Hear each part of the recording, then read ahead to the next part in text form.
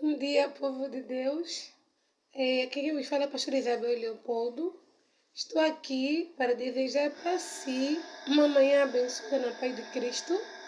Que tenhas uma semana laboral muito abençoada. Que o teu dia de hoje seja um dia muito proveitoso no nome do Senhor Jesus.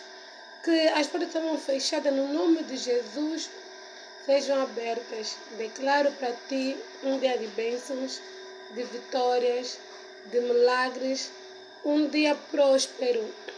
Que a paz do Senhor entre na tua casa, que a paz do Senhor entre no teu lar, que a paz do Senhor entre em tudo que tu fizeres.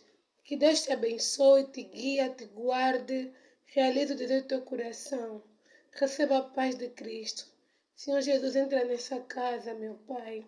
Entra nessa família. Entra nesse lar. Declara esse lar abençoado no nome de Jesus Cristo. Amém.